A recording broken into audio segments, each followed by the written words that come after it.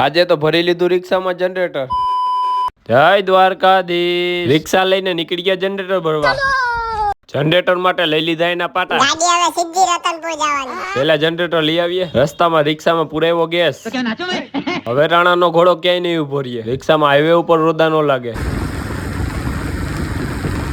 રિક્ષા સ્પીડમાં જાય એટલે વીક લાગે. પાછળ તો ખાલી લાઈટ જ દેખાતી હતી. રિક્ષામાં જાવ એટલે એવું લાગે પ્લેનમાં જાવ છો. ઘર ભેગું થાને. હવે થોડુંક જ દૂર હતું મંડલિકપુર. આ જનરેટર ને ચડાવવાનું હતું રિક્ષામાં. કર્યું રિક્ષાનું સેટિંગ. રિક્ષામાં જનરેટર ચડાવવું એટલે બહુ જ મુશ્કેલ. બધાય ભેગા થઈને ચડાવી દીધું રિક્ષામાં જનરેટર. આ ચડી તો ગયું, ઉતારવામાં શું થાય? હાલો ભાઈ આવજો, બાય બાય, ટાટા. જનરેટર ને લઈને નીકળી ગયા જેતપુર આવવા. ભાઈ ને સ્પીડ બ્રેકર નો દેખાણો તો ઠેકાડ્યો. એક જનરેટરે આખી રિક્ષા રોકી રાખી. જો ફેર તો પડે ને ભાઈ. કપડાની હાલત ખરાબ થઈ ગઈ હતી ને હાથની હાલત હાવ ખરાબ. પહોંચી ગયા ઘરે ને ઉતારવાનું છે જનરેટર. જનરેટર ચાલુ કરીને વોલ્ટેજ ચેક કર્યા. બીજા દિવસે સિસ્ટમ આખી ચાલુ કરવાની હતી. બધી બેઝુને એકાદ ચાલુ કરવાની.